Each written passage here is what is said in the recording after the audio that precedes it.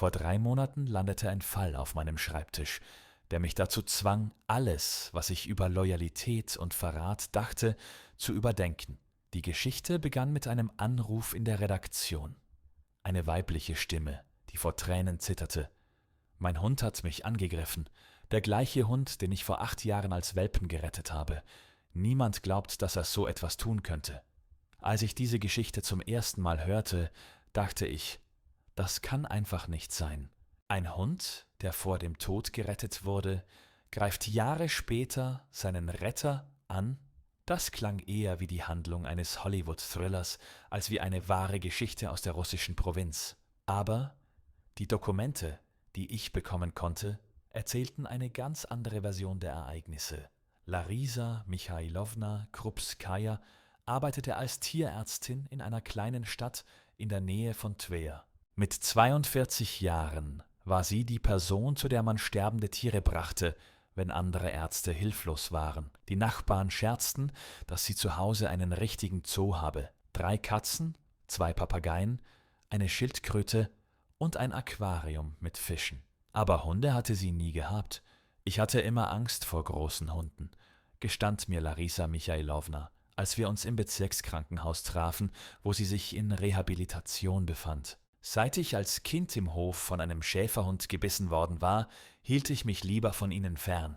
Ironisch, nicht wahr? An einem winterlichen Februarmorgen im Jahr 2016 wurde ein Karton in die Tierklinik gebracht. Darin lag ein Welpe, der eher wie ein Skelett aussah, das mit Fell bedeckt war. Ein Pitbull, nicht älter als 2 Monate. Seine Körpertemperatur war kritisch niedrig. Er war dehydriert und ausgemergelt. Die Besitzer hatten beschlossen, den Hund loszuwerden, indem sie ihn in die Kälte warfen. Meine Kollegen sagten, verschwende keine Zeit, er wird sowieso nicht überleben. Erinnert sich Larisa Michailowna. Aber ich sah in diese Augen. Da war so ein Lebenswille, so eine Hoffnung. Ich konnte nicht einfach weggehen und ihn sterben lassen. In den folgenden 2 Wochen verließ sie die Klinik fast nicht und pflegte den Welpen rund um die Uhr. Sie fütterte ihn mit einer Pipette, wärmte ihn mit ihrem Körper und massierte seine Pfoten, um die Durchblutung wiederherzustellen. Der Welpe überlebte. Larisa Michailowna nannte ihn Rex und nahm ihn mit nach Hause. Er war so dankbar, erzählt sie. Er war immer bemüht, in meiner Nähe zu sein, begleitete mich zur Arbeit und empfing mich am Eingang. Wenn ich krank war, lag er neben meinem Bett und wich nicht von meiner Seite, bis es mir besser ging. Rex wuchs zu einem kräftigen und gesunden Hund heran. Mit 2 Jahren wog er fast 40 Kilogramm, aber sein Wesen blieb sanft und gutmütig. Die Nachbarn in dem 9-stöckigen Wohnhaus hatten sich an ihn gewöhnt. Die Kinder im Hof spielten ohne Angst mit ihm. Ein sehr lieber Hund, sagten alle, die Rex kannten. Selbst der Polizist, der den Pitbull in der Nachbarschaft zunächst misstrauisch beäugt hatte, gab nach einem Jahr zu, so einen gut erzogenen Hund sieht man selten. Aber mir fiel ein Detail in Rex' Krankenakte auf. Im Alter von 3 Jahren begann er, Verhaltensauffälligkeiten zu zeigen. Keine Aggressivität, eher Seltsamkeiten. Manchmal saß er stundenlang in einer Ecke und starrte auf einen Punkt. Oder er fing plötzlich an, ins Leere zu bellen, als sähe er etwas, das für das menschliche Auge unsichtbar war. Ich dachte, das sei altersbedingt, erklärt Larisa Michailowna. Ich habe ihn Kollegen gezeigt. Wir haben Tests gemacht. Alles war in Ordnung. Wir kamen zu dem Schluss, dass er einfach so ist. Ein Tierneurologe aus Moskau, den ich konsultierte, erklärte mir, dass solche Symptome auf versteckte Hirnschäden hinweisen können, die in jungen Jahren durch Unterkühlung und Erschöpfung entstanden sind. Die Jahre vergingen. Rex wurde immer verschlossener. Früher begrüßte er Gäste fröhlich. Jetzt zog er sich lieber in ein anderes Zimmer zurück. Er spielte nicht mehr mit den Kindern im Hof. Ich habe das auf das Älterwerden geschoben, sagt Larisa Michailowna. Ich dachte, er wäre einfach ernster geworden, wie viele Hunde mit zunehmendem Alter. Im Frühjahr 2023 kam es zu einem ersten beunruhigenden Vorfall. Rex biss die Katze der Nachbarn, die auf ihren Balkon gekommen war. Nicht stark, aber genug, um Larisa Michailowna zu erschrecken. Er hat noch nie zuvor andere Tiere angefasst, erinnert sie sich. Ich dachte, vielleicht hat die Katze ihn provoziert, ihr Revier verteidigt. Ich traf mich mit der Nachbarin, der Besitzerin der verletzten Katze. Barsik saß einfach auf dem Geländer des Balkons, erzählte mir Anna Petrovna. Rex sprang wie verrückt hervor und packte ihn am Hals. Gott sei Dank konnte Larisa den Hund schnell wegziehen, aber Rex' Augen waren anders. Irgendwie trüb, als würde er mich nicht erkennen. Nach diesem Vorfall brachte Larisa Michailowna Rex zu einem Tierneurologen im Bezirkszentrum. Dr. Semenow, ein Spezialist mit 30-jähriger Erfahrung, führte eine vollständige Untersuchung durch. Es wurden keine Anzeichen für organische Hirnschädigungen festgestellt, schrieb er in seinem Gutachten. Möglicherweise handelt es sich um altersbedingte psychische Veränderungen oder um Stress aufgrund der Veränderung der gewohnten Routine. Aber Semenow, mit dem ich nach der Tragödie sprach, gab zu, etwas an dem Verhalten dieses Hundes hat mich beunruhigt. Er war zu angespannt, schaute sich ständig um, als würde er einen Angriff erwarten. Ein solches Verhalten habe ich bei Tieren beobachtet, die ein schweres Trauma erlebt haben. Er empfahl eine Behandlung mit Beruhigungsmitteln und eine aufmerksamere Beobachtung des Tieres. Der Sommer 2023 verlief relativ ruhig. Rex nahm die verschriebenen Medikamente ein und wirkte ausgeglichener. Larisa Michailowna dachte sogar darüber nach, ihm einen Gefährten zu besorgen, einen zweiten Hund. Vielleicht ist er einfach einsam, überlegte sie. Ich bin von morgens bis abends auf der Arbeit. Er ist den ganzen Tag allein zu Hause. Im Herbst verstärkten sich die Verhaltensauffälligkeiten von Rex. Er verweigerte das Futter, das ihm seine Besitzerin gab, fraß aber gierig, wenn jemand anderes ihm den Napf hinstellte. Er fing an, sein Spiegelbild anzuknurren. Nachts rannte er durch die Wohnung, winselte und kratzte an den Türen, als wollte er hinaus. Ich habe ernsthaft darüber nachgedacht, ihn in eine Spezialklinik zu bringen, erzählt Larisa Michailowna. Aber er war nicht nur ein Hund für mich. Ich habe ihm das Leben gerettet. Wir haben so viele Jahre zusammen verbracht. Wie könnte ich ihn in einer schwierigen Zeit im Stich lassen? Der schicksalhafte Tag, der 15. Januar 2024, begann wie jeder andere. Larisa Michailowna stand um 7 Uhr morgens auf, fütterte alle Tiere und machte sich bereit für die Arbeit. Rex lag an seinem Platz neben der Heizung und hob nicht einmal den Kopf, als sie sich von ihm verabschiedete. Ich dachte, endlich ist er ruhig, erinnert sie sich. Gegen 2 Uhr mittags kam Larisa Michailowna zur Mittagspause nach Hause. Normalerweise empfing Rex sie an der Tür, aber diesmal war es still im Flur. Sie ging in die Küche und begann, die Suppe aufzuwärmen. Da hörte sie seltsame Geräusche aus dem Wohnzimmer, leises Knurren, das in ein Wimmern überging. Ich betrat das Zimmer und sah Rex in der Ecke, erzählt Larisa Michailowna. Er stand mit angepresstem Fell und aufgestellten Ohren an der Wand, seine Augen, Gott, diese Augen. Er sah mich an, aber als würde er mich nicht erkennen. Ich versuchte näher zu kommen und ihn zu rufen, aber er knurrte so, wie ich ihn noch nie zuvor gehört hatte.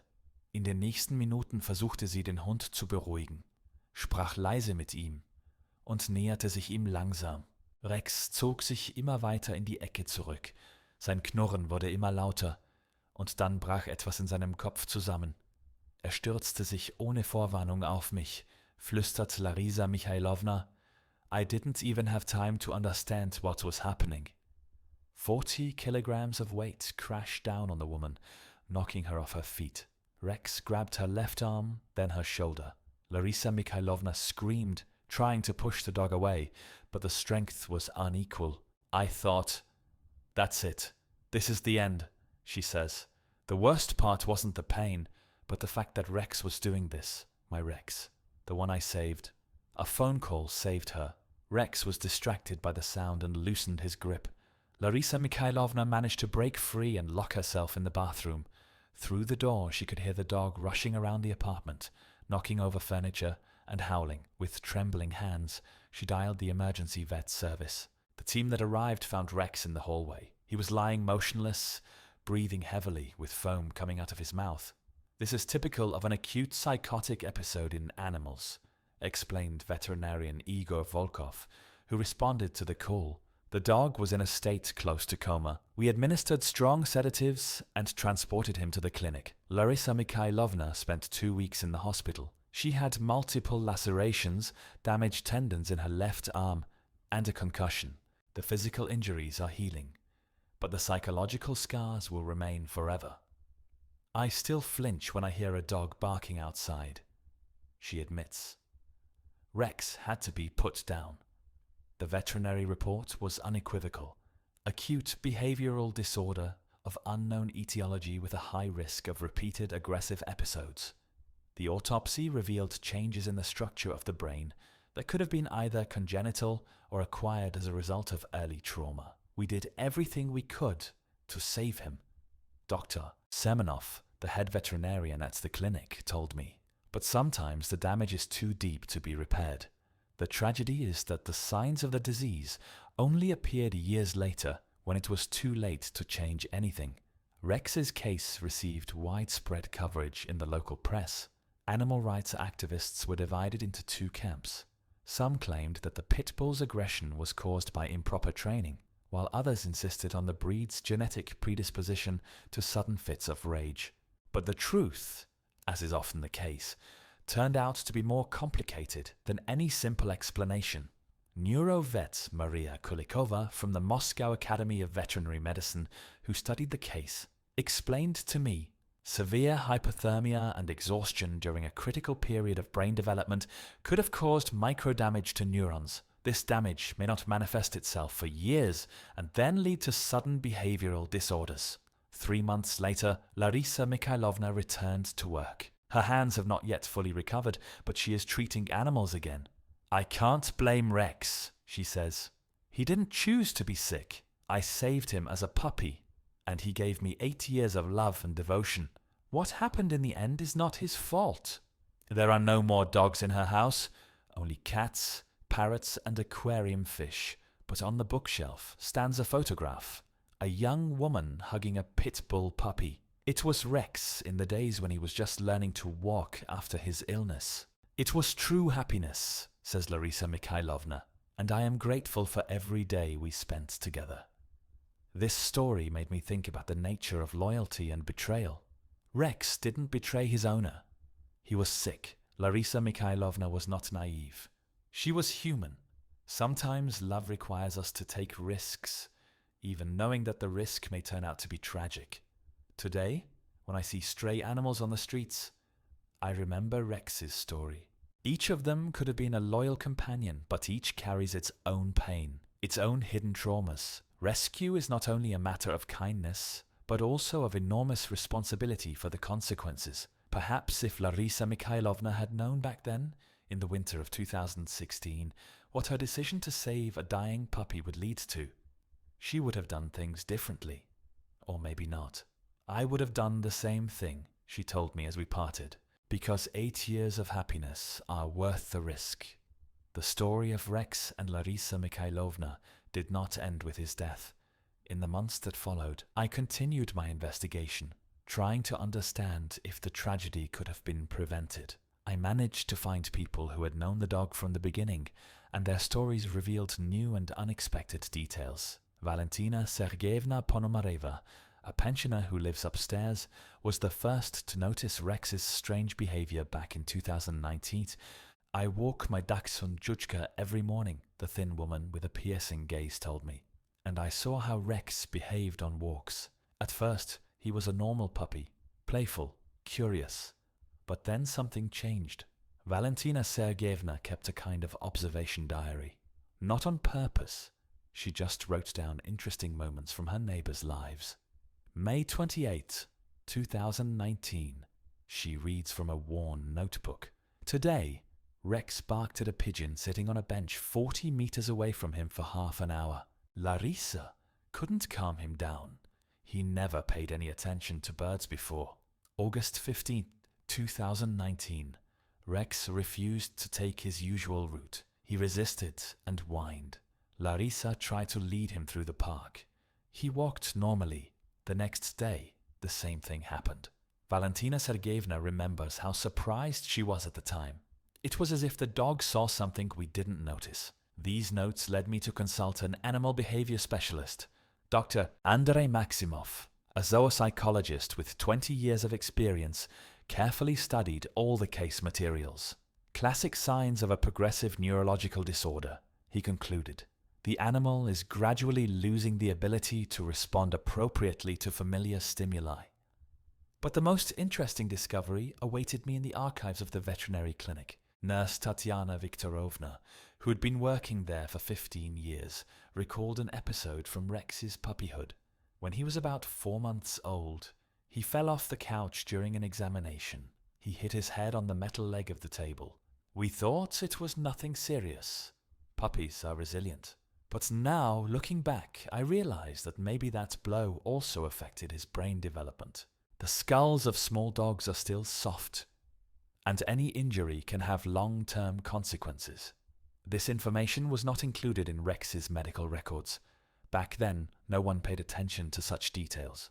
I decided to find out what happened to the other puppies from the same litter. Through online ads, I managed to find the owners of 2 other dogs. One of them, a female named Lada, lived a happy life in a private home near Kaluga. She died of cancer at the age of 10. She never had any behavioral problems, but the story of a male dog named Baron turned out to be similar to Rex's fate. He also started behaving strangely at around 4 years old, his owner, locksmith Mikhail Petrovich, told me. At first, he stopped approaching children. Then he became afraid of loud noises, and at 7 years old, he attacked a neighbor's dog for no reason. Baron had to be taken to a shelter. He lived there for another year, but his aggression only intensified. In the end, he was also put down. I felt sorry for the dog, says Mikhail Petrovich. But what could we do if he had become dangerous even to us? This information confirmed the hypothesis of a genetic predisposition to neurological disorders in puppies from specific parents. But it proved impossible to find the breeder who sold that litter 8 years ago. The ads on the internet have long since been removed, and the phone numbers are not answering. Meanwhile, the story of Rex took an unexpected turn. A group called Justice for Rex appeared on social media, whose members claimed that the dog had been put down unfairly. The aggression was provoked by the owner herself through improper training, they wrote. Rex was a victim, not a criminal. The group's administrator, a young woman named Elena, agreed to meet with me. She is 23 years old, a veterinary student, and an animal rights activist. I studied all the case materials, she said, and I came to the conclusion that Larisa Mikhailovna is hiding the truth about what happened to the dog. Neighbors told me they heard screams coming from the apartment before the attack. Perhaps the woman was beating the dog and then came up with a story about sudden aggression to shift the blame. Elena showed me screenshots of online posts where anonymous users had indeed written something similar. I checked these claims by talking to neighbors on the landing. None of them heard screams or sounds of beating coming from Larisa Mikhailovna's apartment. They were quiet, confirmed the neighbor from downstairs. Sometimes you could only hear the TV and barking when someone rang the doorbell. Sergei Nikolaevich, a local police officer who has been working in the area for 10 years, also did not recall any complaints about animal abuse.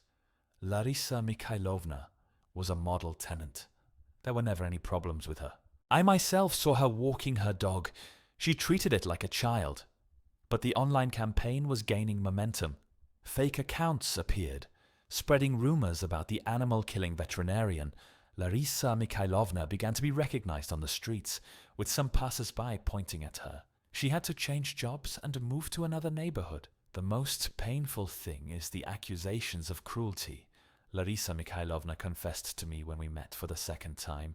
I have devoted my entire life to treating animals. Rex was not just a pet to me. He was a member of the family. How could anyone think that I would hurt him? Psychologist Elena Viktorovna, who worked with Larisa Mikhailovna after the tragedy, explained to me the mechanism behind such accusations. It is psychologically difficult for people to accept that a tragedy can happen through no one's fault. It is easier to find someone to blame than to admit that the world is unpredictable and cruel. Meanwhile, I continued to search for answers to the main question. Could the attack have been prevented? In Europe, there are special rehabilitation centers for dogs with behavioral disorders. One such center operates in Germany under the direction of Dr. Stefan Möller. We could have helped this dog, he said, after studying Rex's medical history. Modern behavior correction methods combined with drug therapy give good results, even in difficult cases. But such a center is thousands of kilometers away from the Russian hinterland, and treatment costs tens of thousands of euros. There are virtually no such institutions in Russia. We tend to solve problems with aggressive animals in a radical way, veterinarian Semenov explained to me. There is a lack of specialists, equipment, and funding. It's easier to put them down than to treat them. Dr. Kulikova from the Moscow Academy told me about the latest research in veterinary neurology. We are only beginning to understand how the animal brain works. Perhaps in 10 years we will have diagnostic methods that will allow us to identify a tendency toward aggression at an early stage. But for now, we have to work blind. We see the symptoms, but we don't always understand their causes. She showed me pictures of Rex's brain taken after his death. They showed areas of atrophy in the region responsible for controlling emotions. A year has passed since the tragedy. Larisa Mikhailovna is gradually returning to normal life. She works at a new clinic where her colleagues are understanding, but the scars of her experience will remain forever. I often think about what would have happened if, back in February 2016, I had walked past that box with the puppy, she says. Rex would have died, but the tragedy would not have happened. Other people would have lived and remained unharmed. But is it possible to live your life constantly calculating all the possible consequences of your actions? She falls silent, staring out of the window. I don't regret my decision. Rex got a chance at life. 8 years of happiness is a lot for a dog. There is no bitterness in her voice, only sadness. The same sadness I saw in the eyes of many people who had lost someone close to them. Because Rex was really close to her. The only creature who greeted her at home every evening, rejoiced at her return, and shared her loneliness. Activists from the Justice for Rex group gradually lost interest in the story. New causes for outrage emerged, new targets for attacks. Elena, whom I met a few months ago, even apologized to Larisa Mikhailovna. I was wrong, she wrote in a private message. Emotions got the better of common sense. But the damage to her reputation had been done. Articles accusing Larisa Mikhailovna can still be found online. Search engines remember scandals for a long time and quickly forget refutations. The digital age is ruthless to those who fall under the wave of public anger, noted a media expert I consulted. Today, as I conclude this story, I understand that it is not about a dog that attacked its owner. It is about how difficult it is to be human in a world where good deeds can turn into tragedy, and trying to save a life can put your own life at risk. Rex was not a villain. Larisa Mikhailovna was not a victim of her own naivety. They both became hostages to circumstances that could not have been foreseen 8 years ago. The disease hidden in the puppy's brain manifested itself when it was too late to change anything. Every day, hundreds of stories of rescue pass us by. People take in stray animals, help those in trouble, and lend a helping hand to those in need. Most of these stories end well, but sometimes kindness turns to pain.